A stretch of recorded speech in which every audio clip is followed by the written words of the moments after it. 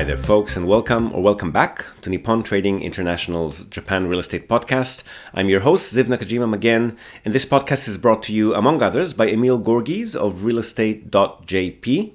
He's a Tokyo real estate agent who specializes in serving international or mixed nationality families who are looking for the perfect family home.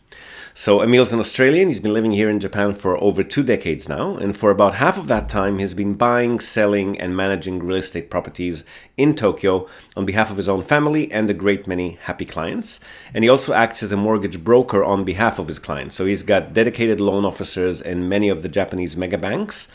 And if you're a regular listener of the podcast, you probably already know him from our JREP, the Japan Real Estate Experts Panel sessions, which means that you're already aware of the fact that the man is an absolute fountain of wisdom on all things related to real estate in Japan, and in particular to family homes, the greater Tokyo metropolitan area, and mortgages.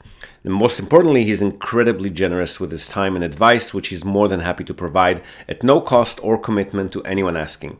So if you've been thinking about buying your home in Tokyo, but you've been sitting on the fence for a while, or you just want to have a chat in English with a real expert, drop him a line on sales@realestate.jp. Hit him up today and start exploring your options. All right, so welcome back. Hope you haven't missed us too much these past 10 days or so. We've just come out of the Golden Week holiday here in Japan, which was great.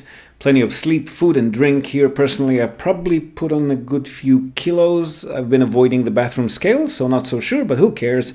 Anyway, back in the saddle now, and for today's episode, these are 2 back-to-back conversations, both on the topic of investment properties in Japan. The first one is with 2 partners from Canada, and we discussed the differences between investing here and there, cheapest entry points into the market in Japan, the life cycle of structures, both practically and from a tax depreciation perspective, how to submit an offer, how the actual purchase process works, how long everything takes, the need for structural inspections, the purchase costs themselves, and a bit about how we work and how much our services cost as well. So enjoy this first conversation, and I'll see you again on the other side. All right. Go for it. So your email mentioned something about the cheaper end investments at the bottom price scale. I don't know if we can still get 25,000 US. I mean, yes, in some cities, but the ones that we'd recommend if you had the budget would probably be towards the upper range of that. 50, 60,000 is where they start to make for more interesting locations. The 25, 30,000 US is usually going to be bedroom communities, prefectural capitals, which are good for cash flow, but the tenant base and the capital growth potential is usually not as attractive as it would be in bigger cities. Okay. For our end, I'll just explain where we're at. So right now, our timeline to begin this kind of a process would be looking at 1 year to 2 years. Yep.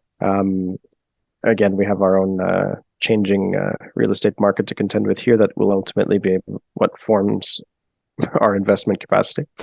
Yeah. That's not necessarily a problem. So I was more interested on it because comparatively to Canada, the investment entry level is quite a lot lower. So I was curious as to what that entry level is really going to get you. I know that insofar as our profile is concerned, we're not so interested in building equity necessarily in the home. We understand it's not something that's as quickly growing as for example the real estate here was over the past few years. We're really looking at it from a cash flow perspective. Oh yeah, I was referring more to resale value, whether it'll stay as it is, fall off a cliff. Oh, there's Tommy now. Are you with us, Tommy? Oh yeah, there he is. Hey, can you hear me? Nice to meet you. Yep, we can. Nice to meet you. Sorry for the delay. Not a problem. We were just discussing bottom end of the market investment profile. Sorry, go ahead, Ryan. Yeah, so I was just saying that I think our primary concern would be more the point of cash flow. Our intent is not actually even to withdraw any profits we'd be making, but more to hold them for ultimately reinvesting and acquiring a larger portfolio as time went on. So the resale value, unless there was some kind of reason to have to sell quickly or to release the property, it wouldn't necessarily fall into what we're considering. Not quickly, but I wouldn't hold them past a certain age, depending on whether you're going for houses, which are usually not going to be the best investment asset classes because they're really not built to last in Japan. So maintenance Okay. racks up severely. But even for concrete structures, or let's say wooden buildings that you own entirely yourself, like say those 2, 3, 4 multi-unit apartments, when they hit a certain age, which would be for concrete about 40 and for wooden structures about 30, is when maintenance expenses again start going up more rapidly and frequently. So you would want to cycle through them once they hit that age point. And at Okay. that time, we would like to at least try to get our capital back, not have it fall off a cliff, right? That's definitely interesting because it's a bit of a different scenario here. We have houses that are many hundreds of years old, so definitely it's not a Yeah. perspective we automatically have, I would think. Yep. Yeah, I'm aware of it. That's why I'm saying. So we would recommend if you're buying a wooden or steel frame wood structure to make it up to 20 years on purchase. And if you're buying Okay. units in a co-owned condo block, what they call mansions here, up to 30 years on purchase, just to give you that at least 5, 6, 7 years of cash flow before you'll start considering reselling it. Perfect. And so I've read through some of, I will admit I haven't finished the ebooks just yet, although they're very interesting, so I just haven't had the time. Um, can you walk us through, for example, what the process would look like going through you specifically, for example, like what as a foreign investor looking to have the money, let's just say we were ready to go today, what would the process look like? So we can put in a couple of hours of just free research, and we're always happy to endlessly exchange emails and tell you what we think about particular properties and aspects of the market and so forth. Once you want us to put in more staff time, which means beyond those 2 hours of initial research, or contacting, submitting offers, conducting due diligence, just getting in touch with third parties, at that point we'll need to be engaged, which means 2 documents signed and witnessed to allow us to represent you here, and our fee estimate paid in advance based on the budget that you think you're going to be investing. We will be crediting or debiting post-settlement depending on the end price. And that's a fixed price for the entire purchase facilitation. So you're not going to have to pay us anything else, even if we end up looking at 10, 15, 20 properties, as is often the case. We would then be in Japan. A lot of the time you'll have to first submit an offer to get the full due diligence info, because some of the agents have to pay certain fees to owner unions in the case of condo blocks, or they have to retrieve documents for the seller, and they're not going to do that before they have a serious offer on the table. Now, the offers are not, I'm not sure about Canada, but unlike the US or Australia, the offers are not legally binding when you submit them. So you can submit an offer, and on it you note pending due diligence. Sorry, I've got a guest here. Pardon me. You can submit on the offer pending due diligence, for example, tenant information, building renovation history, status of reserve funds pool in case of a condo arrangement.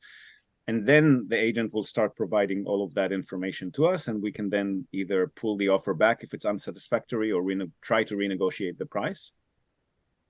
But we would ask that we don't submit multiple offers and then pull back the majority of them without any substantial reason that's anchored in due diligence, because that would burn our relationship with that agent. And it's hard enough to find the agents that will allow us to represent foreigners in a remote purchase, which most of them have never done before. So those relationships are really important to maintain.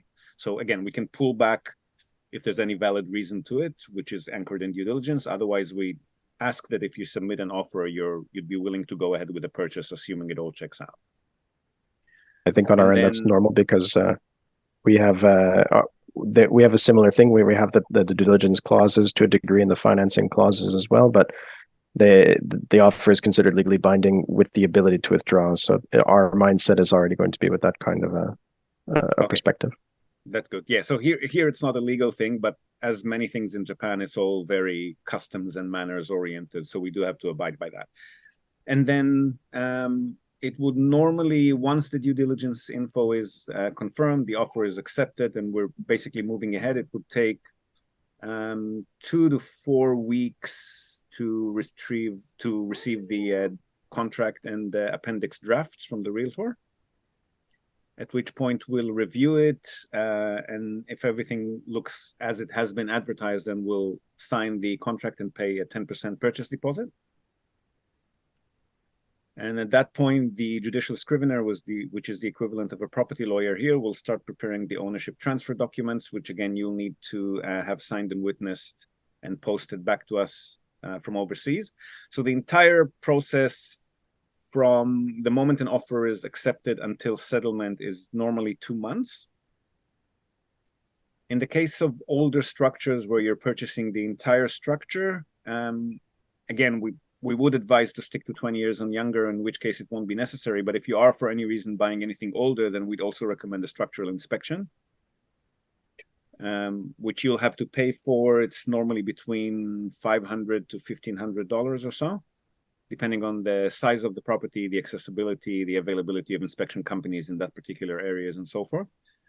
So that if that does need to be done, that adds another 2 to 4 weeks to the process. So call it worst case 3 months with an inspection or 2 months without.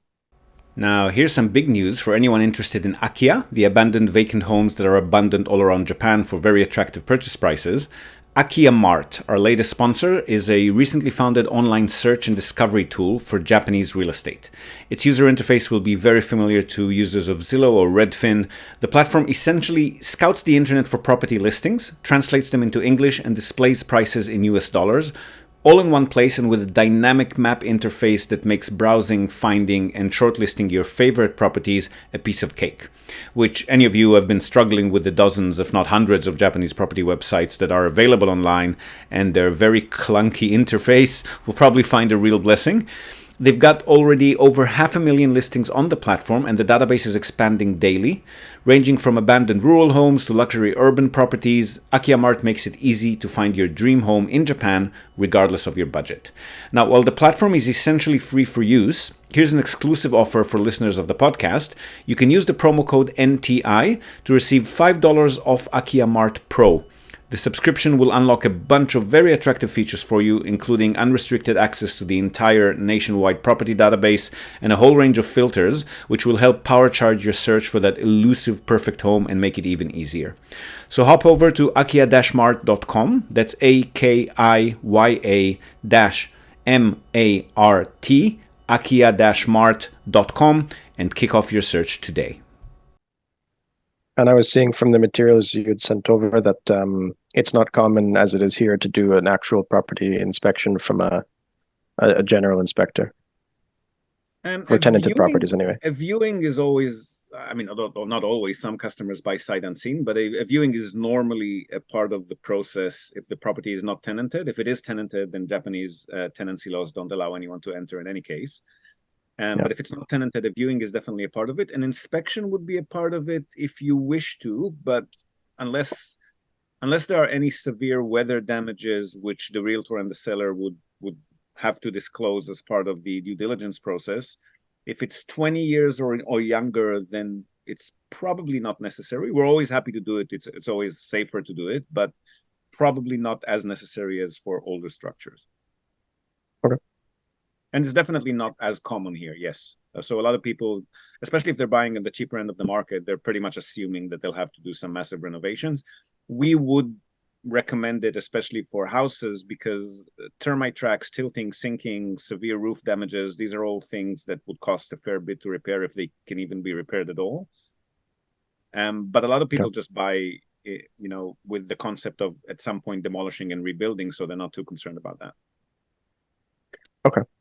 And assuming we're buying, I want to phrase this the right way, but assuming that we were looking more towards tenanted type properties of that nature, coming into it, so in addition to the funds that you're kind of outlining here for the purchase, what kind of contingency fund would you recommend for things like repairs or closing costs, things like that?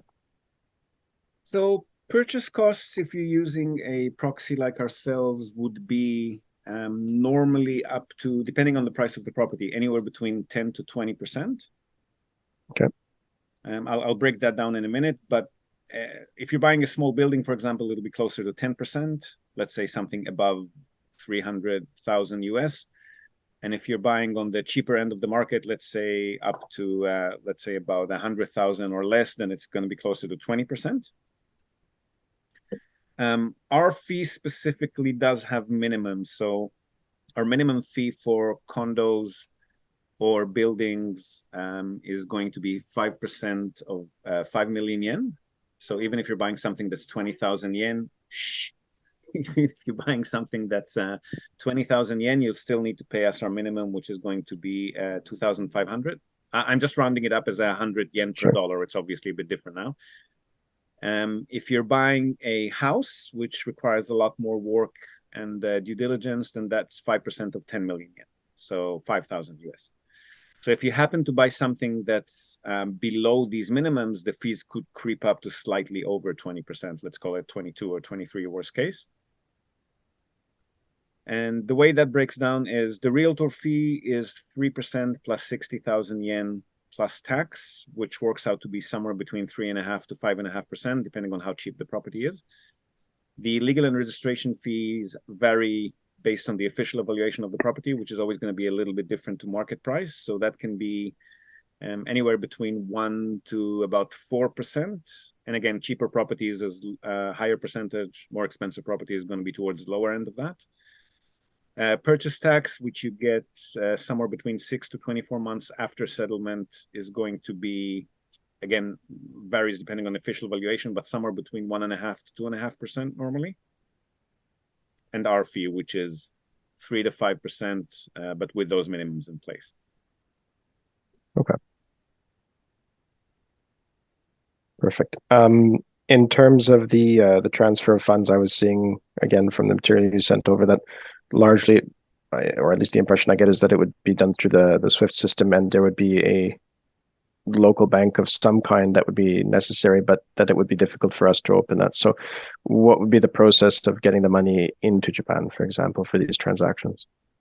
So for our non-resident clients, we act as your de facto bank account in Japan because, as you mentioned, you can't open a bank account here. You also need an address, a phone number. So this is all parts of the services package that we provide for purchase or management down the track.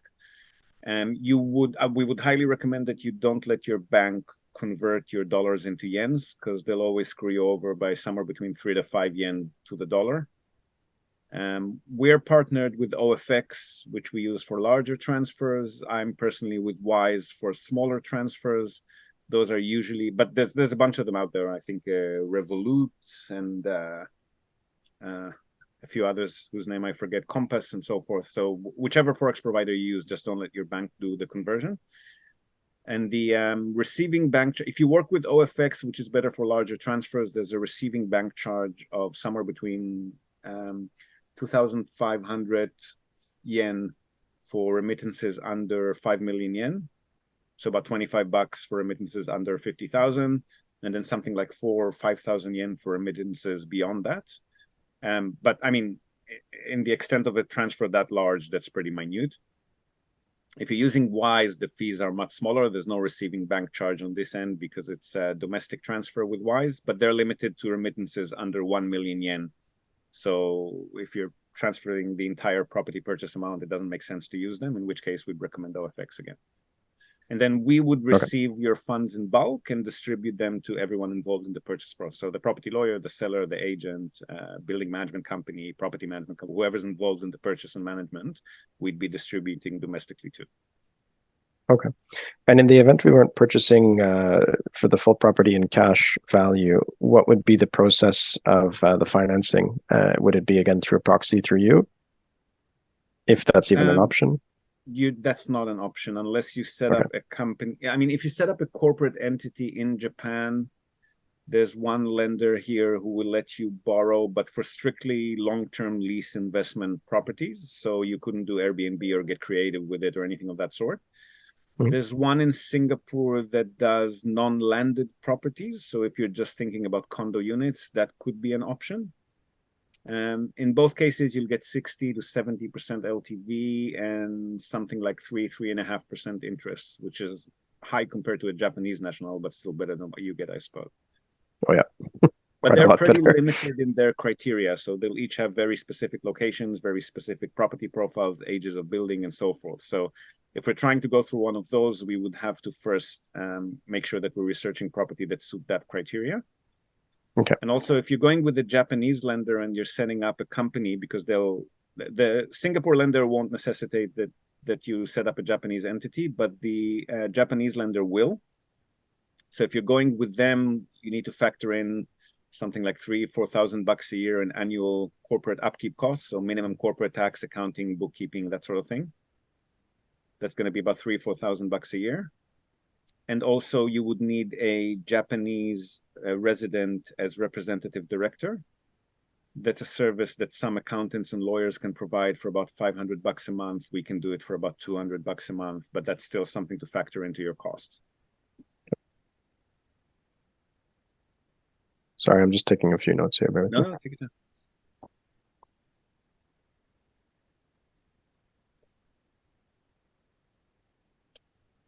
I was actually wondering regarding the excuse me, the privacy or the security when it comes to transmission of documents. I mean, over the phone, it doesn't matter, but are there any practices you have in place, or would it just be it's just like the normal channels?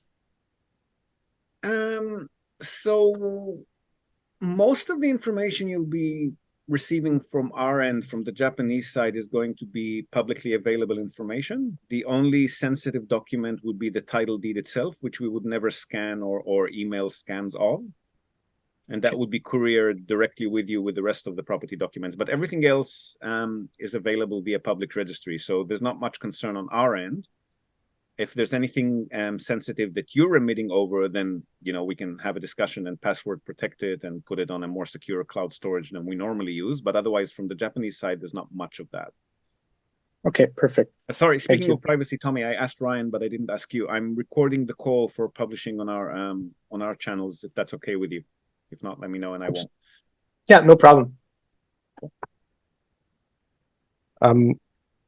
The next thing I mean, again, I don't want to go down the rabbit hole on any of these, so I'm just kind of looking for the moment at an overall examination of everything.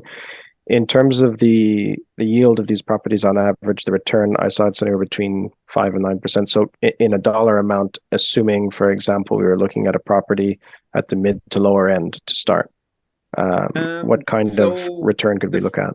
The 5 to 9%, I'm assuming you're listening to very old podcast episodes that on could our be, show. That could be. Because these days, if we get 6.5% net pre-tax, we're pretty happy. Okay. So, I mean, it can get lower if it's a higher end property, which will make the yield more stable but lower. So I'd say they start at around 3.5-4%, but most of our customers, like yourselves, are usually not going to go out of their backyard for less than 4.5-5.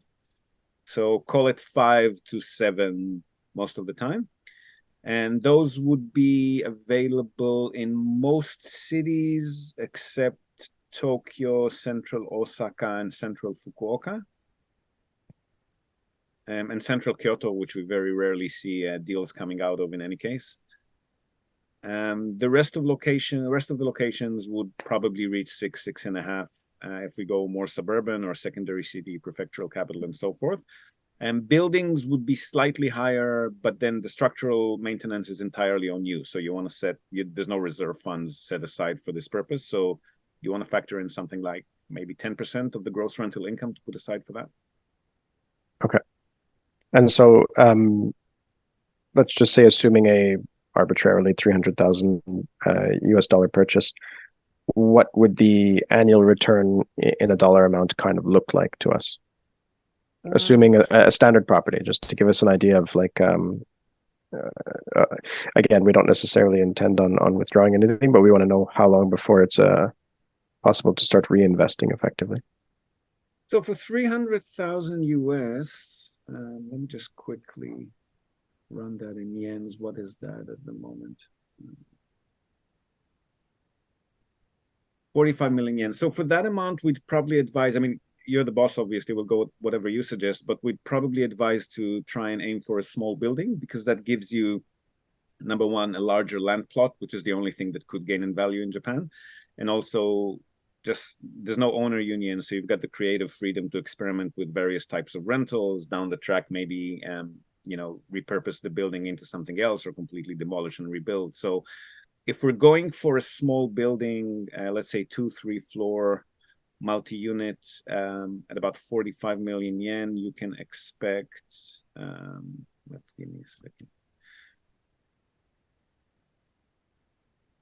So let's make it conservatively, taking into account maintenance expenses, vacancy expenses occasionally, and so forth. Maybe something like $15,000 a year net pre-tax.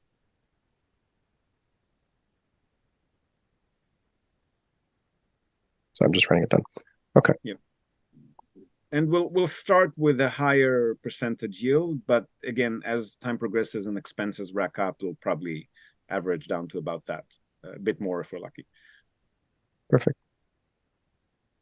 I mean, again, it's from our perspective, it's refreshing because most properties here that we deal in ourselves in Montreal, from an investment standpoint, don't even cash flow. So most of our purchasers are relying completely on the building of equity over time in the property value itself, and they're taking hits of a couple of $100 a month in terms of cash flow. So yeah, but I mean, interesting. At least we have that equity, right? Here, that's very much unknown until we get lucky. For the moment, here it's becoming unknown. I think. Having said that, it's been really good in the last 12, 13 years in most major cities, but that's on the back of 2.5 decades of deflation and GDP growth. When the working force population is shrinking on an annual basis is kind of a miracle. So I wouldn't count on it long term unless some major policies come into effect, which I haven't seen much of. I mean, immigration policies are definitely improving under the new administration. Kishida-san is doing a good job with that. But the other part of it is the birth rate, right? So female workforce participation and the infrastructures for women to actually have a life and a career are still, I'm not seeing, I mean, the new cabinet is still all elderly penguins in black suits, not a single woman's face among them. So I don't see the birth rate improving. Maybe immigration will fix that a bit, but there's still some major issues. So we're not banking on any long-term capital growth. If it happens, it's icing on the cake. We interrupt this broadcast to tell you about Tokyo Family Stays. They're a short-term rentals company in Tokyo, and they offer a home away from home experience, which is just perfect for remote working, quarantining, if that's still a thing, or if you just need somewhere quiet to get away from the world. They offer a variety of options for families, corporate relocations, or even if you're simply transitioning between homes in Tokyo. The properties are super comfortable, tastefully furnished, fully equipped with all amenities, and they accommodate up to 10 people. So really the only thing you'll need to bring with you is your toothbrush and maybe a change of clothes. They come with fast unlimited wireless internet, dedicated workspaces, and fully equipped kitchens, and they're just a delight to stay in. Fantastic alternative to Japanese business hotels, which if you've ever stayed in one, you probably know they're tiny, they're noisy, fine for a night or two if you're on your own, but longer term or with a family, you'll probably feel you're in a jail cell very quickly in a Japanese business hotel. So if you want to give yourself a sense of space and freedom by renting a real home with comfortable Western beds, including all the necessities like baby bedding, children's toys, high chairs, etc., you definitely want to reach out to Tokyo Family Stays. They've been at it for over a decade. They're a fully licensed minpaku or short-term stay operator. And as a special bonus for our viewers and listeners, they're also throwing in a breakfast basket upon arrival for anyone who books and mentions the Japan Real Estate Podcast or NTI. And not only for guests, if you're a property owner, you've got an investment property that you want to tweak for higher profit, or a holiday home that you want to rent out when you're not using it via short-term stays, drop them a line today, see how they can help you maximize your property's income. And again, as a special bonus to our viewers and listeners, they're also offering a free audit of your existing short-term stay listings without any obligation whatsoever. So feel free to reach out to them at tokyofamilystays.com. Well worth a visit. And again, if you're in the market for a family home in or around the Tokyo metropolitan area, Emil's your man. Don't be shy to reach out to him as well at sales@realestate.jp. And now, back to the podcast. Right. Well, as we're not jumping into it. That rents can't be raised. That's another thing that's usually alien to people overseas. But rents, since we started, which is about 12 years now, rents have only remained stagnant or in some cases gone down if there's new developments built in the area, and it's kind of a race to the bottom with the older property owners. So do not expect to raise rents between tenants. The most we've been able to do is in super central location, maybe $20 a month or something. Okay. Yeah, that expectation I didn't have because I've seen from your other information that it's not something that happens there, which it is different from here, but it's an expectation that we already kind of had in mind. So again, for us, it's we're looking at it more of a very long term, stability based kind of an investment versus something to kind of deal in and out of quickly on a short term. Yep. Stability is what we've got in spades. That's good. Yeah, exactly. I mean, in terms of what I wanted to look at, that more or less covers it from the broad strokes, obviously. Tommy, did you have anything? Other than the question I had, no, I was curious to know about your questions too.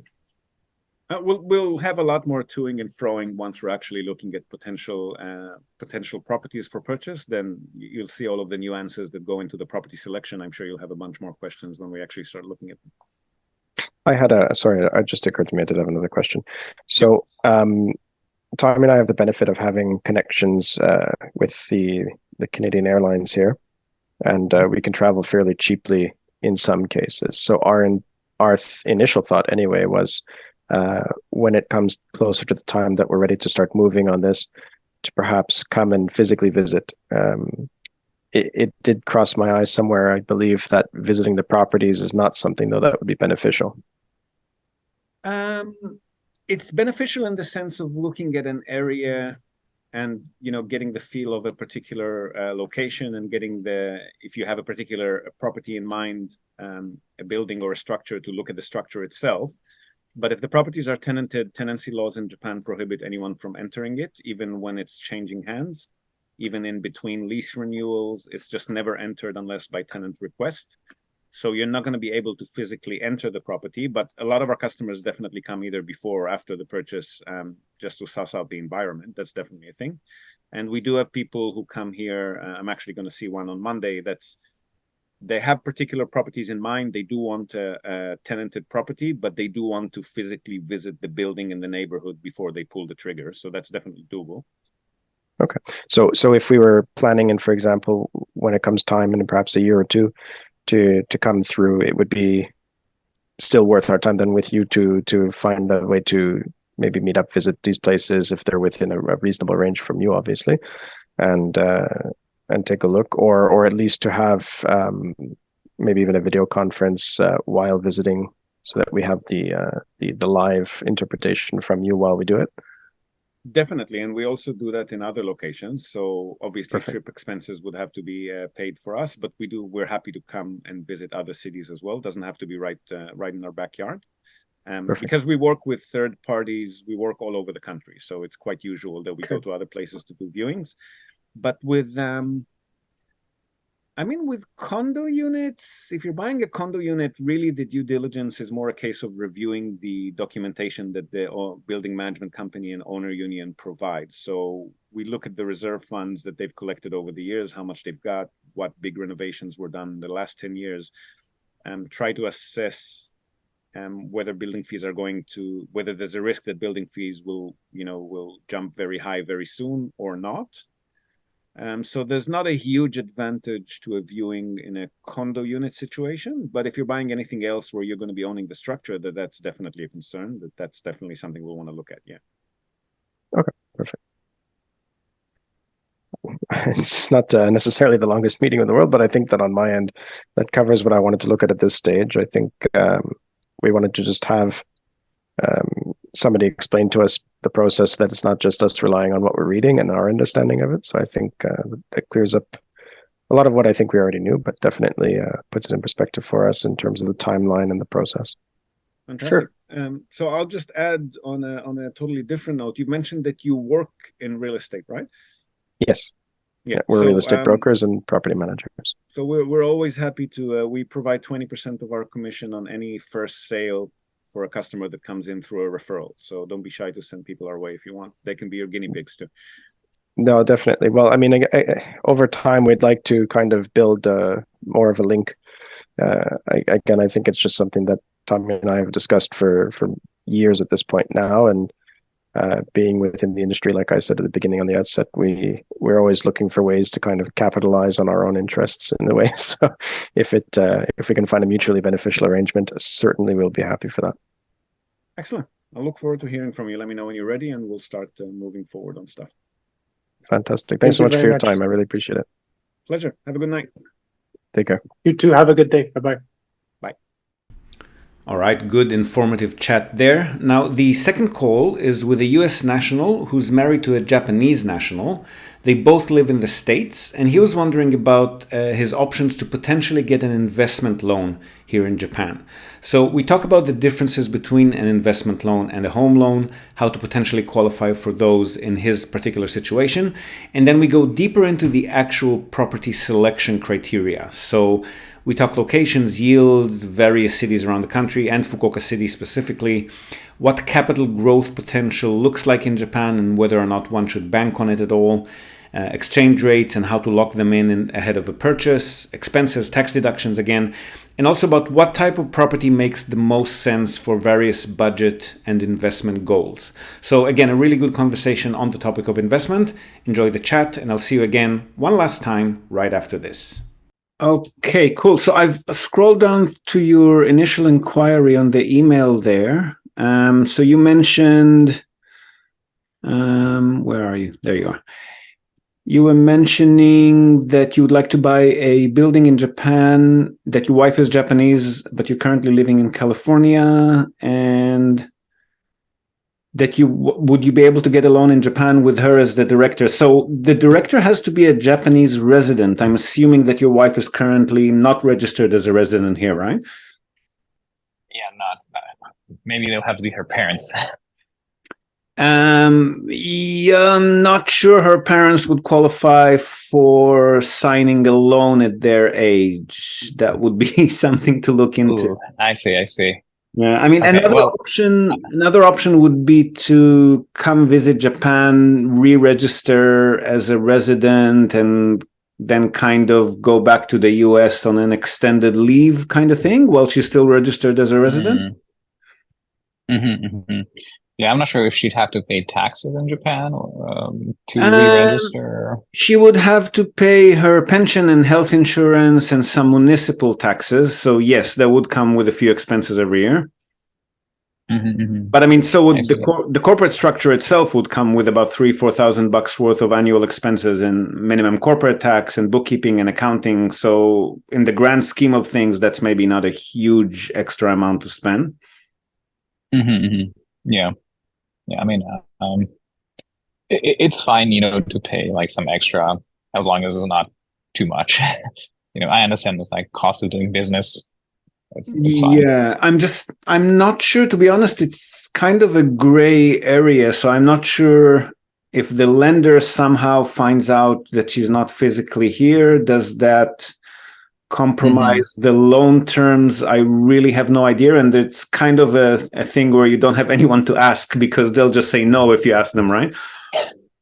Exactly. Yeah. So I do have the meeting with the bank, I think, in a couple of days. I figured like if we figure out some sort of questions that I can ask them, I'll just send them the questions. And is it a US bank that you're talking about? No, it's here. So right now I'm in Nagasaki. So my wife still has a bank account from way back when. But of course she hasn't gotten any deposits in a while. So this is basically at some point I was like, yeah, let's close the bank account. But now I'm like, no, let's keep it. Let's not close it. That's not a bad idea. The first thing I would say is when you enter the bank, don't tell them that you're now residing in the States, because then they might automatically ask you to close the account and definitely will not be talking to you about loans. I see. Yeah. Also, she hasn't worked maybe the last time. So I think maybe 5 years ago is when she stopped working, but she only worked for like 1 year. And then before that, I think she was away again from 3 years. And then she worked maybe 3 years before that. So maybe in total, she might have like 4 years, maybe 5 of work in Japan. Well, but like not recent. Investment loans, I'm assuming you're not inquiring about a home loan, you're inquiring about the investment loans, right? Yeah. So investment loans are assessed a bit differently. It's not necessarily a case of whether she would qualify based on her income, but whether the property would qualify based on the rental yield that it can command. But I see. they would definitely take into account her personal circumstances and experience in real estate as well. So I wouldn't get my hopes too high, but it's an interesting conversation to have. Yeah. Yeah. We do something similar, like in the US. Of course, my wife is not involved in any of the real estate stuff or any of the investments. It's mostly just me. But in here, I'm thinking we might have to involve her because of the way the Japanese system works with getting loans. I'm guessing. Yeah, I mean, right? Like it's easier. The other option is the Japanese lender that we talk about in the podcast that you've listened to, the one that does non-resident loans, is Shinsei Investment and Finance, which is a subsidiary of Shinsei Bank. So they would require a Japanese resident as representative director of the company to approve the loan. So try to figure out what it would cost her in annual, again, pension and health insurance and municipal taxes.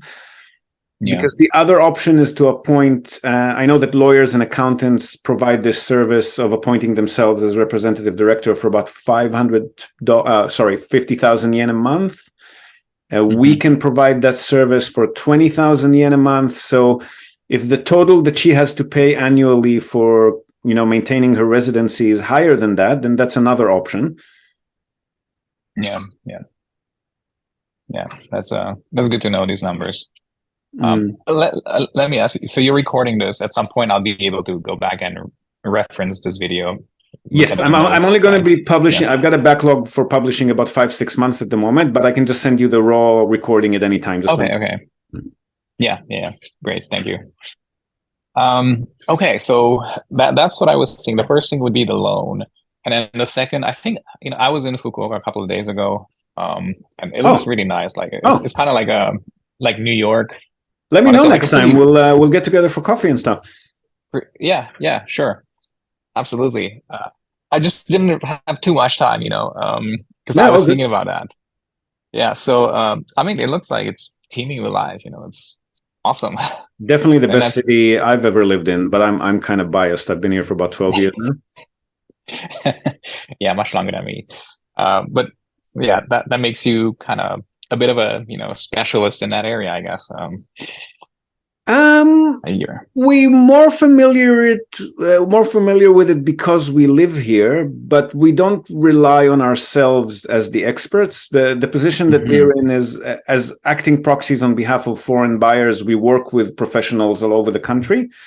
So we would really, yes, we do have more hands-on knowledge in Fukuoka, but we normally rely on realtors and other professionals in the area that are familiar with the city. So we're ambivalent to where in Japan we're purchasing. But yes, Fukuoka is a very good investment destination if you can live with the slightly lower yields. Yeah, like I was watching some of the other videos, and I know going up north like Sapporo, it's better, but then you have all the issues with the snow, and even though the yield is higher overall, you might not come out ahead. Might be the same. Maybe I'd say of the major cities, Fukuoka / Kobe / Yokohama are probably the best yields wise. But you would get higher yields if you go to prefectural capitals, bedroom communities. By bedroom communities, I mean places that are, say, within an hour, but convenient transport to a main city hub. Those would Saitama City, Chiba City, if you want to stay around Tokyo. Those are all good investment destinations as well. They maybe don't have the capital growth potential that Fukuoka has, but it's Japan. Whether capital growth happens or not is anyone's guess, right? Exactly. Yeah, I think Fukuoka works really well because Nagasaki is close by. You can take a train. I don't know, it's like 1 hour, 2 hours. I forget how long it took us. Well, I mean, And it's that's attractive if you cater to short-term stayers and tourists and whatnot. Fukuoka is good just from a organic growth perspective. People are actually having babies here. The current mayor has done a really good job in turning it into a really white-collar professional services city, pushing all of the manufacturing and heavy industries out of the city to other cities in the prefecture. So it's got a good economic and tenant-based foundation, which is what we're looking for with long-term tenancies. If you are looking to cater to tourists, then yes, Fukuoka is good, but there are other locations that are good for that as well. I see. I think, okay, so let's think about this a little bit. Where do you think are the highest yields right now? Because so in the US, we can get at least 10%. But of course, that's a different market than here. I don't know what Japan, what are the ranges here? Like 3 to 7? So just so we're on the same page, when we're talking yields, we're usually referring to net before tax. So including all of your purchase costs and all of your known running costs, but not including annual taxes, which would differ depending on your personal circumstances, and also not including any unknowns like maintenance and vacancies and whatnot. Now, if you've been following this podcast for a while, and in particular our JREP sessions, you're probably more than familiar with Blanca Kobayashi of Arc Reform. They're a bilingual renovation company serving clients in the Kanagawa and Kanto area, so Tokyo, Chiba, Saitama, Kawasaki, Yokohama. They can handle simple, small-scale projects as well as full house renovations, and they will work with you on the perfect design for your dream family home. But not only homes, Arc Reform also handle commercial property renovations, offices, restaurants, bars, shops, you name it, from traditional classics to the latest trends in interior design and renovations. So you want to email them for a free consultation and quote at info@arcreform.com. That's ARKreform, all one word, .com, and give your home or commercial space the love and care that it deserves. So net pre-tax, I'd say 3 to 7%, with the caveat that most of our customers usually don't go for anything below 4.5%, 5%, because they can get the same kind of yields at home. And to go beyond 6.5% would usually mean more, again, prefectural capitals, bedroom communities, third-tier cities, which is not necessarily bad. We're definitely going to choose the ones that have at least stable or growing populations, and there's still a bunch of those. But the tenant base is smaller, so vacancies could be longer.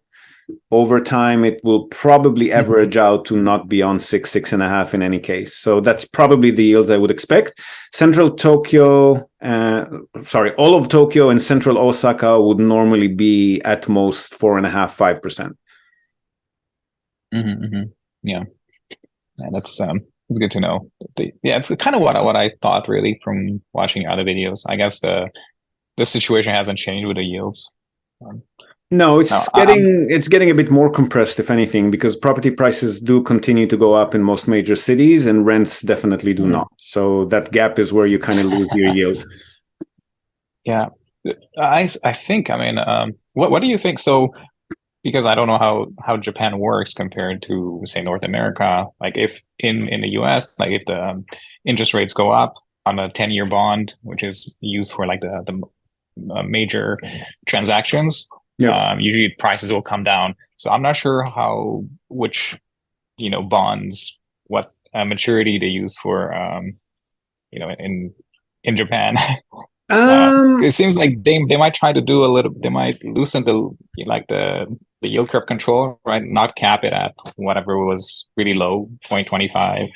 Yeah, Japan has been a bit more stagnant in that respect, so I don't really have much of a historical reference to refer to in this case. I know that interest rates fixed interest rates have slightly gone up for the first time in a long time, but it's nowhere near the volatility that you'll see in the States. So I don't really have a benchmark to compare it to, honestly. I can say that prices here tend to go up, obviously when the economy takes giant leaps forward, but that hasn't happened much. It's more a case of international interest in the country that tends to bring prices up. And then all of the major locations that foreign investors are interested in start creeping upwards. But having said that, it's a lot more limited here to, number one, only the major cities. And even in the major cities, if you take Yokohama City, for example, which is Japan's second biggest city, the area around the 3-4 stations around the Bay Area have gone up, but the rest of the city is still very suburban and hasn't really changed that much in the last 10 years. So it's a bit harder to have any benchmark here. I'm sorry. Yeah, no, that's fine. I was just wondering. I'm trying to think ahead, several scenarios, like what could happen, in the future. Because I mean, I didn't expect Japan to try to, increase interest rates either, but it seems that they might have to, because of things, beyond their control, like everybody else increasing their rates. So might getting expensive for the Japanese. Look, I'm no economist, but they definitely have to do something with that rapidly declining yen. I mean, it's bringing investment into the country, but it's very, very bad for exports, right? Exactly. Yeah, that's something it seems like for imports, I meant, sorry. Yes, exactly. It was like, that was a good time to have your money here, but it's like, what do you do with it? It's like, what kind of business do you start? Like, that's how I'm thinking. It's like, oh yeah, the yen is so cheap. It's like, what kind of buildings can I buy? But it's what most of our customers have been doing, both on the real estate front, and I've also got another company that does other types of business investments for people. What they've been doing is firstly locking in the rates just because they're historically low at the moment. So they transfer funds over to Japan, and then they start at their own pace, they start looking at what to invest in. And I mean, worst case scenario, if rates swing the other way and you haven't found anything you want to invest in, you just send your money back home and make a profit on the exchange rate, right? Exactly. Yeah, that's why I'm really trying to do like a building, not an apartment. I think an apartment might be like too small for the type of money that I'm looking to deploy. Yeah. But then also, like, I am not used to doing it without loans. At least that's the way people do it in the US. So it's like at least like a 50% loan, for the investment loan. I think that's what you were saying. In some other videos, like I could get, investment loan like 50%. Well, if you're talking 50% down, the other 50% if you're talking about the 50, if you're talking about 50% of 70 million yen, that's 40 million yen. You can already buy a small building just with cash at that price level, right? Oh, I did not know that. I thought like the smaller buildings came in at like 50 to 70 million. No, they start at 35, 40. We've definitely helped some customers buy at that price range as well. But I am thinking those still closer to like the train stations and the subways, not like we wouldn't advise on anything. It's just a matter of locate. Like for example, Chiba City, suburban Yokohama, even suburban Fukuoka. Depending on how lucky we get, you can buy in at 35, 40 million yen. I see. So it's not that we couldn't do like cash the whole thing. It's just, I'm not used to doing cash like the whole thing. Yeah, no, I get it. That's the kind of juice up the yields. Yeah, Otherwise, it's like I can do some other things, with that, like invest in the US and get different yields. But yes, I mean, look, talk to your bank, like you've mentioned, and the other option again is that Shinsei loan. Even if you don't end up, if your wife doesn't end up being a resident, that's also an option. But then you just have to factor in your annual costs and see I'd say for 70 million yen and upwards, it should definitely be worth your while. But I mean, run the numbers and see for yourself. Exactly. Yeah. It would be very useful to get the link to that so I can get in touch with them. Yeah, and probably then at some point I'll get in touch with the accountant or one of the accountants that you keep mentioning, because I'm interested in the whole depreciation costs here. I don't know how they do it in Japan, so it might be good to have like a conversation with them as well. Yeah, it's a bit over my pay grade, but I do know that there are two methods which they can use, and they'll choose the appropriate one based on the age of the building and how much they can claim in its remaining years of depreciation. But how they actually do it is way over my pay grade. Yeah, of course. Yeah, that's what I was saying. I was just like get in touch with them. So yeah, I guess my first thing is really the bank to see what I can get from them, and then we'll see if we can get something, and then get in touch with the accountant, figure that part out, and then I guess we'll have to get in touch with you, see if we can find something.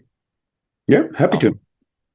Yeah, I think really that's all I have for now, unless you have something else to bring up. No, we'll have a lot more toing and froing when we're actually looking at potential case properties and case studies. So I'm sure the conversation will continue, but the basics I think we've covered pretty well. Okay. Well, thanks so much. My pleasure. Speak to you soon. Bye. Bye. All right, so that concludes our episode for today. Hope you found some value in these topics. And of course, if you've got other questions and topics of interest that you'd like us to cover here on the podcast, whether it's on investment or any other topic related to Japan's real estate market, don't be shy to send in your questions and let us know if you'd just like them answered on the podcast, or if you would maybe be interested in being on the podcast as well. We would love to have you as a guest. Now, before we go, we're also, as always, going to tell you and also link to our other sponsor's website. That's Hiroshi Shimizu, immigration lawyer and administrative scrivener. If you're thinking about moving here on a more permanent basis, or you're already in Japan on some sort of a temporary visa and you want to switch to a longer term or permanent one, or if you're considering setting up a local company or a branch office of a foreign company and you've got any sort of business or visa related inquiries, or even if you just want to find out what your options are on any of these topics, feel free to contact Hiroshi Shimizu. You can find him at japanimmigrationexperts.com, and he can help you set up a company, apply for any kind of visa, or just provide you with the best advice and extremely affordable consultation related to these topics. And he's already done that for many of our listeners. So feel free to reach out to him. Again, that's japanimmigrationexperts.com, and you'll be well on your way. And that's it from us for today, folks. Hope you've enjoyed this episode of the Japan Real Estate Podcast. Do share it with your networks, and please let us know what you think. So leave us a short rating or review on the iTunes Store, on Spotify, or just drop us a line in the comment section of wherever you might have found this episode. We love hearing from you. Hope to have you with us again next time, and until then, have a great day or night ahead. Yoroshiku.